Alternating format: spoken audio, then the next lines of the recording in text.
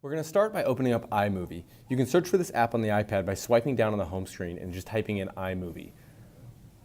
Once the app's populated, you can open it up. We're going to start with the Projects tab across the top, then we're going to create a new project by pressing the plus sign on the top left. For this project, we're going to do an iMovie. On the next screen, it's asking you to choose media on your device and create the project. We're going to skip this step and press Create Movie at the bottom of the screen. On this screen, we've got the three components to iMovie. The top left contains the preview window, below that is the timeline, and in the top right is the media library. The media library is where we're going to go find photos on our iPad to bring into the project. Notice as I tap Photos and then tap a photo on my device, it automatically jumps to the timeline.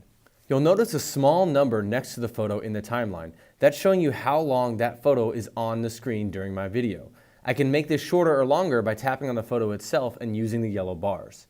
Here I'm scanning through my entire project and you can see that the photos will zoom and pan as I move through the photos. This is to make your video more enjoyable. That feature is actually called the Ken Burns effect and you can control it. By tapping on the photo in the timeline, you see that you have options in the photo itself. Here I've turned off the Ken Burns effect and now that image does not zoom or pan when I play it back.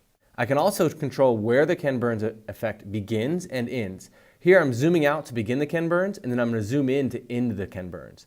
Now as the video is played through, that time that it's on the screen, it's going to zoom in from the beginning to the end of what I set. If I want to control how long this photo is on the screen during my movie, I can adjust the timeline by moving and dragging these yellow bars. This allows me to control how long my photo is on the screen and I can line it up directly with how long I want to be talking about that content. When I'm ready to add a voiceover, I can use the microphone button on the left-hand side of the screen. This prompts me with a nice little menu that'll give me a countdown when I'm ready to start recording. It'll then play the video and I can add my voice to the video as it's playing. Don't be worried about fitting your voice perfectly to the scene because you can adjust the length of the scene later. The last thing I'm going to touch on is the ability to add transitions to your pictures.